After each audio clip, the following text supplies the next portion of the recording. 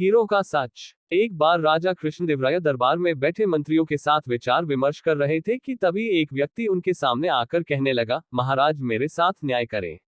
मेरे मालिक ने मुझे धोखा दिया है।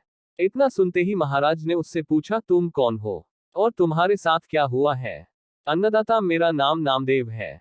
कल मैं अपने मालिक के साथ किसी काम से एक गांव में जा रहा था। गर्मी की वजह से चलते चलते हम थक गए और पास में स्थित एक मंदिर की छाया में बैठ गए। तभी मेरी नजर एक लाल रंग की थैली पर पड़ी जो कि मंदिर के एक कोने में पड़ी हुई थी। मालिक की आज्ञा लेकर मैंने वो थैली उठा ली। उसे खोलने पर पता चला कि उसके अंदर बेर के आकार के 2 हीरे चमक रहे थे। हीरे मंदिर में पाए गए थे, इसलिए उन पर राज्य का अधिकार था। परंतु मेरे मालिक ने मुझसे ये बात किसी को भी बताने से मना कर दिया और कहा कि हम दोनों इसमें से एक एक हीरा रख लेंगे। मैं अपने मालिक की गुलामी से परेशान था, इसलिए मैं अपना काम करना चाहता था, जिसके कारण मेरे मन में लालच आ गया। हवेली आते ही मालिक ने हीरे देने से साफ इनकार कर दिया। यही कारण है कि मुझे इंसाफ चाहिए। महाराज ने तुरंत कोतवाल को भेजकर नामदेव के मालिक को महल में पेश होने का आदेश दिया। नामदेव के मालिक को जल्द ही राजा के सामने लाया गया। राजा ने उससे हीरो के बारे में पूछा तो वह बोला, महाराज ये बात सच है कि मंदिर में हीरे मिले थे, लेकिन मैंने वो हीरे नामदेव को देकर उन्हें राजकोष में जमा करने को कहा था। जब वह वापस लौटा तो मैंने उससे राजकोष की रसीद मांगी तो वह आनाकानी करने लगा। मैंने जब इसे धमकाया तो ये आपके पास आकर मनगढ़ंत कहानी सुनाने लगा। अच्छा, तो ये बात है। महाराज ने कुछ सोचते हुए कहा, क्या तुम्हारे पास इस बात का कोई सबूत है कि तुम सच बोल रहे हो? अन्नदाता, अगर आपको मेरी बात पर यकीन नहीं तो आप मेरे दूसरे तीनों नौकरों से पूछ सकते हो। वो उस वक्त वहीं थे। उसके बाद तीनों नौकरों को राजा के सामने लाया गया। तीनों ने नामदेव के खिलाफ गवाही दी। महाराज तीनों नौकरों और मालिक को वहीं बिठाकर अपने विश्राम कक्ष में चले गए और सेनापति तेनालीराम महामंत्री को भी इस विषय में बात करने के लिए वहां बुलवा लिया। उनके पहुंचने पर महाराज ने महामंत्री से पूछा, आपको क्या लगता है, क्या नामदेव झूठ बोल रहा है?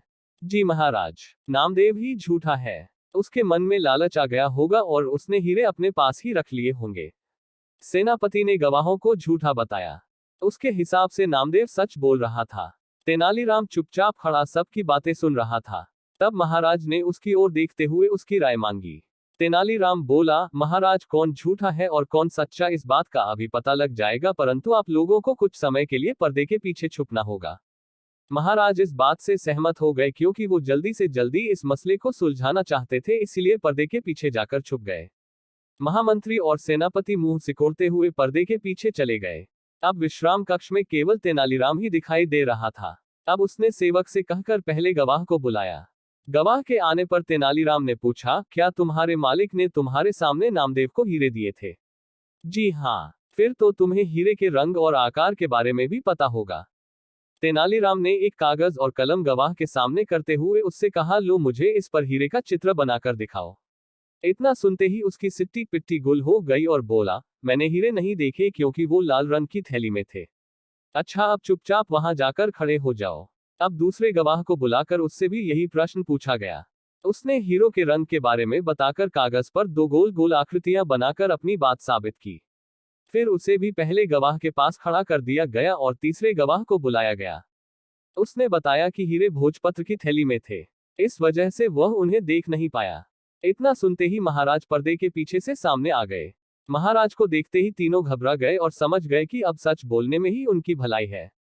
तीनों महाराज के पैरों को पकड़कर माफी मांगने लगे और बोले, हमें झूठ बोलने के लिए हमारे मालिक ने धमकाया था और नौकरी से निकालने की धमकी दी थी, इसीलिए हमें झूठ बोलना पड़ा। महाराज ने तुरंत मालिक के घर की तलाशी के आदेश दे दिए। तलाशी लेने पर दोनों हीरे बरामद कर लिए गए। सजा के तौर पर मालिक को 10,000 स्वर्ण मुद्राएं नामदेव को देनी पड़ी और 20,000 स्वर्ण मुद्राएं जुर्माने के तौर पर भरनी पड़ी, जबकि बरामद हुए दोनों हीरे राजकोष में जमा कर लिए गए। इस प्रकार तेनालीराम की मदद से महाराज ने नामदेव के हक में फैसला सुनाया।